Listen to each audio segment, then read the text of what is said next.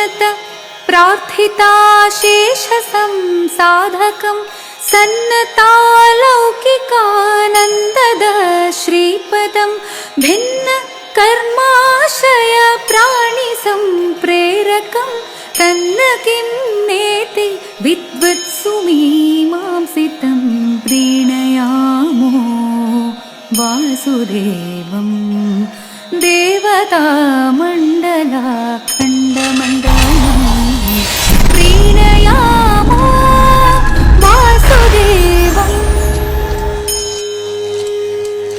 ನಾವು ಕೂಡ ಇನ್ನೊಬ್ಬರಿಗೋಸ್ಕರ ಪ್ರಾರ್ಥನೆ ಮಾಡಿದ್ರೆ ಆ ಕೆಲಸ ಆಗ್ತದೇನು?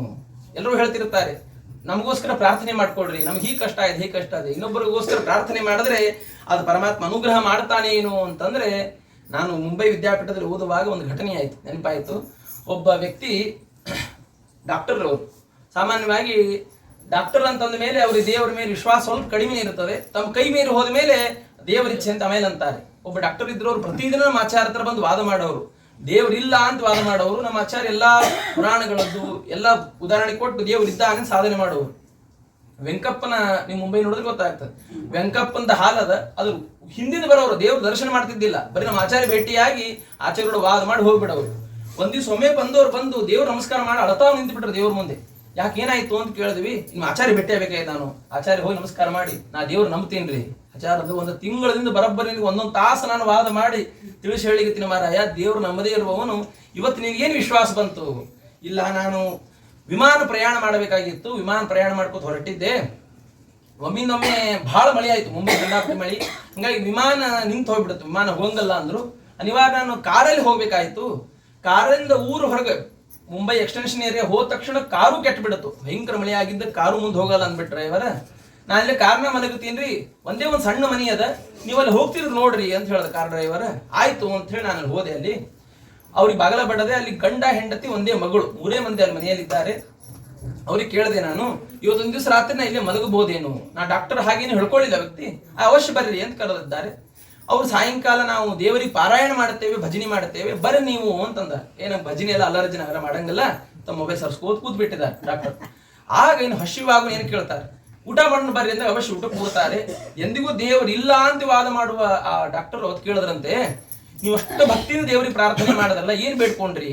ಸಾಮಾನ್ಯವಾಗಿ ಬಹಳ ಮಂದಿ ಇದ್ದ ನಮಗ ಭಕ್ತಿ ಬರ್ತದೆ, ಒಬ್ಬನೇ ಕೂತ ನಮಸ್ಕಾರ ಮಾಡತ್ತಂದ್ರೆ ಯಾರಿಲ್ಲ, ನಮಗೆ ಸುಮ್ ಕೈ ಮುಗಿದು ಹೋಗ್ಬಿಡ್ತೇವೆ. ಆದ್ರೆ ಈ ಯಾರೂ ಇಲ್ಲ, ಒಂದು ದೊಡ್ಡ ಎಕ್ಸ್ಟೆನ್ಷನ್ ಏರಿಯಾ, ನೀವು ತಂದೆ ತಾಯಿ ಮಗ 3 ಮಂದಿ ಇದ್ದೀರಿ, ಇಷ್ಟು ಭಕ್ತಿನ ದೇವರ ಭಜನೆ ಮಾಡ್ಲಿಕ್ಕೆ ನಾಮಸ್ಮರಣೆ ಮಾಡ್ಲಿಕ್ಕಿರಲ್ಲ, ಏನಂತ ಬೇಡ್ಕೊಂಡ್ರಿ ದೇವರಿಗೆ? ಆಗ ಅವ್ರು ಹೇಳಿದ್ರಂತೆ, ನಮಗೆ ಬಹಳ ಬಡತನ ಅದ, ನಮ್ದು ಸಣ್ಣದೊಂದು ಹೊಲ ಅದ, ಏನು ಸ್ವಲ್ಪ ಬೆಳೆದಂದ ಬೆಳೆಯನ್ನ ಮುಂಬೈಗೆ ಹೋಗಿ ಮಾರ್ತೀವಿ, ಬಂದ ಹಣದಲ್ಲಿ ಜೀವನ ಮಾಡ್ಲಿಕ್ಕತ್ತೀವಿ. ಆದ್ರೆ ನಮಗ ಮಗನಿಗೆ ಏನೋ ಕ್ಯಾನ್ಸರ್ ಅಂತ, ನಮಗೆ ಗೊತ್ತಿಲ್ಲ, ದೊಡ್ಡ ಡಾಕ್ಟರ್ ಹತ್ರ ತೋರಿಸ್ಬೇಕಾಗಿದೆ, ಅಷ್ಟು ನಮ್ಮ ಹತ್ರ ಹಣ ಇಲ್ಲ, ದೇವ್ರಿಗೆ ಹೇಗಾದ್ರೂ ಮಾಡಿ ಒಬ್ಬ ಡಾಕ್ಟರ್ನ ಭೇಟಿ ಮಾಡಿಸಪ್ಪ ಅಂತ ಬೇಡ್ಕೊಂಡಿವಿ.